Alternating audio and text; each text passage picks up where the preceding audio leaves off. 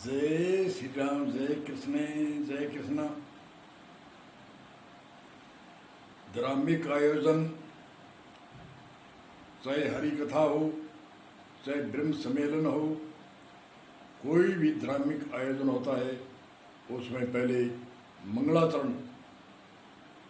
मंगलाचरण का अर्थ, मंगल का अर्थ है आनंद, मंगल का अर्थ है खुशी, नमस्कार रूप मंगल, आशीर्वाद रूप मंगल आदि आदि मंगल के कई अर्थ है।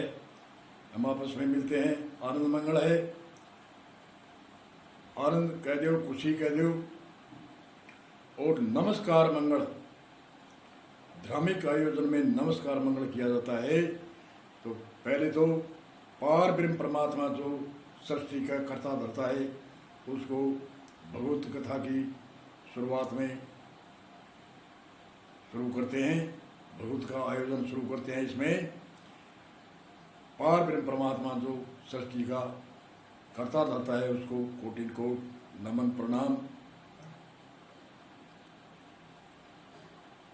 वेद व्यासी भगवान को कोटिन कोट प्रणाम, नमस्कार मंगल।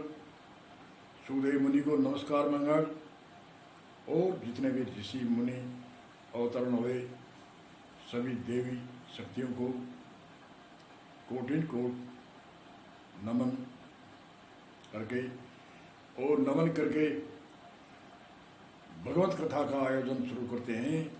भगवत कथा में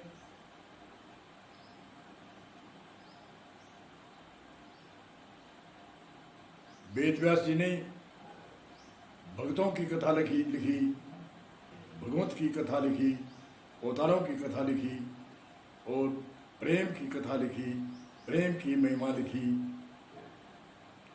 भक्ति की निष्काम भक्ति की महिमा लिखी, निष्काम कर्म योग की महिमा लिखी, निष्काम भक्ति योग, निष्काम कर्म योग, निष्काम प्रेमा भक्ति आदि आदि वेदव्यास जी ने लिखी। तो इसको सुनने वाले आज भी इसको सुनते हैं, उनका कल्याण होता है। कहते हैं कि सुखदेव मुनि के पास राजा परीक्षित आया कि मेरी ऋषि ने श्राप दिया है कि 7 दिनों में मृत्यु होगी। हमारी भी 7 दिनों में मृत्यु होती है, कोई न कोई बार में मृत्यु होती है। मृत्यु सबकी होती है, कथा सबको सुननी चाहिए, सबको ही परीक्षित की भांति भगवत की कथा सुननी चाहिए। तो हमारे भी 7 दिन, कोई सोमवार का ब्रह्मदिन होगा तो कोई मंगल का, कोई न कोई सप्तवारों में कोई न कोई दिन उसका मरने का आवश्यक होगा। यही चर्चा भगवत कथा में राजा परीक्षित कहते हैं कि 7 दिनों में मृत्यु, कोई भी 7 दिनों में कौन से दिन मृत्यु होगी, तो हमारी भी 7 दिनों में कौन से दिन में मृत्यु होगी। इसलिए अभ्य दान, अभ्य ज्ञान राजा परीक्षित को सुखदेव मुनि ने दिया। जो अभ्य ज्ञान क्या है, आत्म ज्ञान है, वो अभ्य ज्ञान है। आत्म ज्ञान बार बार जन्मना और मरना और 84 लाख बंधनों से छूटना,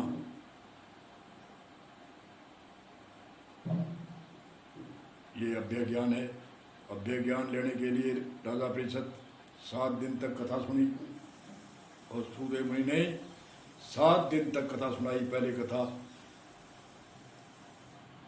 पहले सभी कथा शुरुआत में होती है कि राजा परीक्षित वन में गया, और वन में जाकर के ऋषि ने समाधि में बैठा था, जल मांगा, उसने आवाज़ कानों में नहीं गई क्योंकि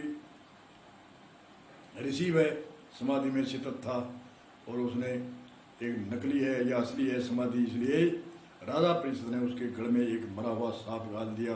और श्रृंगी ऋषि उसका पुत्र था ऋषि का, उसने श्राप दिया। तो श्राप दिया कि तुम 7 दिनों में आपकी मृत्यु होगी। और 7 दिनों में मृत्यु के भय से राजा परीक्षित को श्रृंगी ऋषि के पिता ने कहा कोई श्राप तो नहीं दिया, पर श्राप दे दिया। तो श्राप दे दिया तो इसको आप सूचना देकर आओ। वह सूचना देने गया कि ऋषि श्रृंगी ऋषि ने कहा, मैंने आपको श्राप दे दिया क्योंकि मेरे पिताजी के आपने गले में सांप डाल दिया था, तो मेरी गलती हुई है।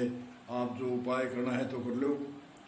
तो हमारे सबके ही 7 दिनों में मृत्यु है, हमें उपाय करना चाहिए, हमें भगवत कथा सुननी चाहिए, भक्तों की कथा सुननी चाहिए, अवतारों की कथा सुननी चाहिए, प्रेम की कथा सुननी चाहिए, ज्ञान की कथा सुननी चाहिए, आत्म कथा सुननी चाहिए और निष्काम भक्ति से यथार्थ ज्ञान सुनना चाहिए, रोचक ज्ञान सुनना चाहिए, भयानक ज्ञान सुनना चाहिए। आजकल हर ग्रंथ के अंदर 3 तरह का ज्ञान होता है, रोचक, भयानक और यथार्थ। तो रोचक ज्ञान रुचि बढ़ाता है, जैसे कुछ नहीं, हम ऐसे कर लेंगे, ऐसे करेंगे। तो राजा परीक्षित ने, सुखदेव मुनि ने एक रुचि बढ़ाई कि आपको मैं ऐसा ज्ञान दूंगा, भय ज्ञान, जो आपको मृत्यु का महसूस भी नहीं होगा। आप क्यों डरते हो? इसको कहते हैं रोचक ज्ञान। भयानक ज्ञान भयभीत दिखा के जो ज्ञान बताया जाता है, 3 प्रकार के, हर इतिहास में हर संत जो बोलता है 3 प्रकार का, रोचक, भयानक और यथार्थ 3 प्रकार का ज्ञान है। 3 प्रकार के ज्ञान के अंदर आजकल के जो कथावाचक है, काफ़ी कथावाचक है, वो तो यथार्थ का विषय चलाते हैं ज़्यादा, और ज़्यादा कर आजकल भयानक और रोचक ही चलाते हैं। तो आगे दूसरे सूत्र में बताएंगे।